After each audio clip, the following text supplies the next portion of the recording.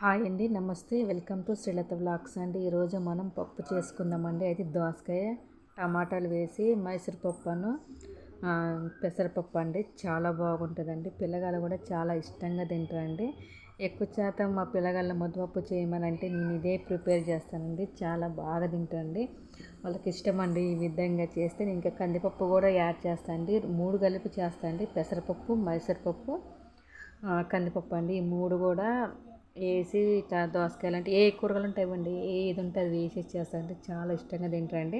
ఇది ఎలా చేసుకోవాలన్నది నేను చూపిస్తాను అండి. ఒకసారి ముందు కుక్కర్ పెట్టుకుందామండి. కుక్కర్ పెట్టుకొని అలా ఒక 3 పావులు ఆయిల్ పోసుకుందామండి. మనం ఒక 3 పావులు పోసుకుందామండి. 3 పావులు పోసుకున్నాక కొంచెం ఆయిల్ వేడైనాక ఒక స్పూన్ జీలకర్ర వేసుకుందాము. ఒక స్పూన్ జీలకర్ర వేసుకున్నాక ఒక స్పూను తాలింపు గింజలు, ఆవాలు, ఇక సాయిపప్పు ఉంటుంది కండి, ఇవన్నీ వేసేసుకుందామండి. ఒక 3 ఎండుమిర్చి వేసేసుకుందామండి.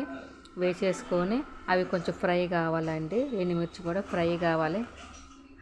కూడా వేసేసుకొని ఎండుమిర్చి కూడా ఫ్రై కావాలండి. అవి కొంచెం ఫ్రై అవ్వాలి ఎండుమిర్చి అన్నది. ఇప్పుడు ఎండుమిర్చి ఫ్రై అయ్యే లోపల మనం వెల్లిపాయలు వేసేసుకుందామండి. కచ్చాపచ్చగా దంచుకున్న వెల్లిపాయలు వేసేసుకుందామండి. వెల్లిపాయలు కూడా కొంచెం ఆయిల్ అన్నది మంచి ఫ్రై కావాలండి. ఈ తాలింపులో పప్పులోకి వేసే వెల్లిపాయలు అన్నది ఫ్రై అవుతుంది. దీనివల్ల టేస్ట్ బాగుంటుందండి పప్పు అన్నది. ఇది లేకపోతే పప్పు అసలు బాగోదండి. పప్పు చారైనా సరే, ముద్దపప్పు అయినా సరే, ఏదైనా సరే అండి, ఎల్లిపాయలు లేనిదే పప్పు అసలు బాగోదు.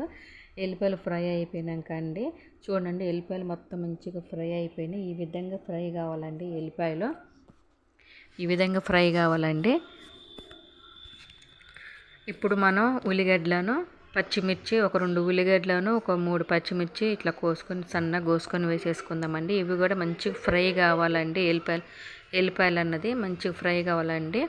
చూడండి ఇప్పుడు ఎల్లిపాయలు వేసినాక ఎల్లిపాయలు, ఉల్లిగడ్డలు ఇవన్నీ ఉడకడానికి మంచిగా కొంచెం ఉప్పు కూడా వేసుకుంటే ఉల్లిగడ్డలు అన్నది మంచిగా ఫ్రై అవుతాయండి.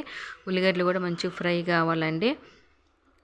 మూత పెట్టుకొని ఒక 2 నిమిషాలు ఉంచుదామండి. 2 నిమిషాలుగా ఉంచినాక ఇప్పుడు ఉల్లిగడ్డలను, పచ్చిమిర్చి అనేది మంచిగా ఫ్రై అవుతాయండి. ఒకసారి కలుపుకుందామండి. ఇప్పుడే ఒకసారి కలుపుకున్నాక అండి, ఇప్పుడు కొంచెం కరివేపాకు వేసుకుందాము. ఒక గుప్పెడు కరివేపాకు, కొంచెం పసుపు వేసుకుందామండి. పసుపు కూడా వేసుకున్నాక కలుపుకోవాలండి. ఒకసారి కలుపుకున్నాక ఇప్పుడు కరివేపాకు కూడా వేసేసుకుందామండి. కరివేపాకు కూడా మంచిగా ఆయిల్ అనేది ఫ్రై కావాలండి. కరివేపాకు అన్నది కూడా ఒక గుప్పెడు వేసుకోవచ్చు అండి కరివేపాకు. ఇప్పుడు ఇది కూడా ఆయిల్లో మొత్తం ఫ్రై కావాలండి కరివేపాకు అన్నది. ఇప్పుడు ఇదంతా ఫ్రై అయిపోయినాక అండి, మనం ముందుగా కోసి రెడీగా పెట్టుకున్న దోసకాయలను, టమాటా ముక్కలు కూడా వేసేసుకుందామండి. ఇది చూడండి అండి, ఇవి కూడా వేసేసుకుందామండి. ఇవి కూడా మంచిగా ఆయిల్ అనేది మగ్గాలండి. ఇవి వేసుకున్నాక ఒకసారి కలుపుకోవాలండి. మొత్తం వేసేసుకోవాలండి. ఇవి వేసుకున్నాక ఒకసారి కలుపుకుందామండి. ఇప్పుడు మనం ఒకసారి కలుపుకున్నాక మంచిగా ఈ మగ్గడానికండి ఒక స్పూన్ ఉప్పు వేసుకుందామండి. మనం ఒక స్పూన్ ఉప్పు వేసుకుంటే మంచిగా మగ్గిపోతాయండి. ఎందుకంటే ఫస్ట్ ఒక స్పూన్ వేసుకున్నాం, ఇప్పుడు ఒక స్పూన్నర వేసుకుందామండి. వేసుకుంటే మనకి సరిపోతే మన తర్వాతకి పప్పు అంతా ఉడికినాక వేసుకోవచ్చు అండి ఉప్పు. ఎందుకంటే మరి తిక్కమైతే తినలేరు కాబట్టి ఇప్పుడు ఒక 2 స్పూన్లర వేసినండి మొత్తం ఉప్పు నేను. ఒకసారి మొత్తం కలుపుకుందామండి. ఒకసారి మొత్తం కలుపుకున్నాక 1 నిమిషం మూత పెట్టుకుందామండి. మంచిగా మగ్గాలండి. అవి మరీ ఉడకనవసరం లేదండి, కొంచెం లైట్గా ఉడికితే చాలండి. ఎందుకంటే మన పప్పులో మళ్ళీ ఉడుకుతాయి కాబట్టి కండి, కొంచెం ఉడికితే చాలండి. ఒకసారి కలుపుకుందామండి. కలుపుకున్నాక ఇప్పుడు ఒక 2 స్పూన్లు కారం వేసుకుందామండి. మనకి ఎంత తినాలో అంత వేసుకుంటే సరిపోద్దండి. కారం వేసుకున్నాక కూడా ఒకసారి మొత్తం కలుపుకోవాలండి. ఈ విధంగా కలుపుకోవాలండి మొత్తం. చాలా బాగుంటుందండి. పిల్లగాళ్ళు అయితే చాలా ఇష్టంగా చపాతీకైనా, పూరీకైనా చాలా బాగుంటుందండి.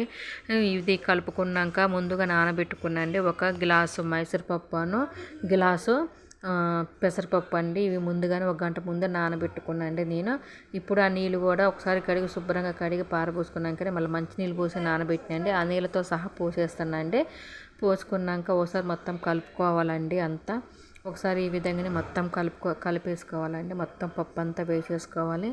వేసుకున్నాక ఒకసారి మొత్తం కలుపుకోవాలండి. ఆ తాలింపు అనేది ఈ పప్పుకి మంచిగా పట్టాలి కాబట్టి ఒకసారి అంతా కలిపేసుకోవాలండి.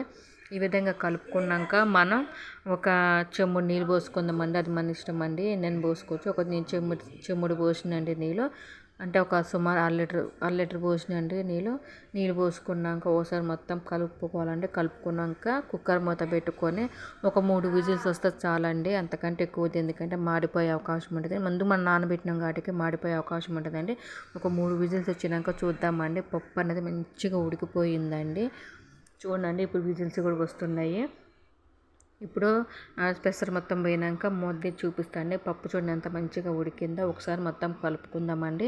పప్పు చాలా బాగుంటుందండి. ట్రై చేయండి అండి. ఎవరైనా ఫస్ట్ టైం నా వీడియో కనుక చూస్తే అండి లైక్ చేయండి అండి ప్లీజ్ అండి. మీకు తెలిసిన వాళ్ళు ఉంటే వాళ్ళకి షేర్ చేయండి అండి. వీడియో నచ్చితే అండి సబ్స్క్రైబ్ చేసుకోండి అండి. మీరు సబ్స్క్రైబ్ చేసుకుంటే లైక్ చేసుకున్నా కూడా వేరే వాళ్ళకి నా వీడియో పోయే అవకాశం ఉంటుందండి. ప్లీజ్ అండి లైక్ అండ్ షేర్ చేసుకోండి అండి. సబ్స్క్రైబ్ చేయండి అండి. థ్యాంక్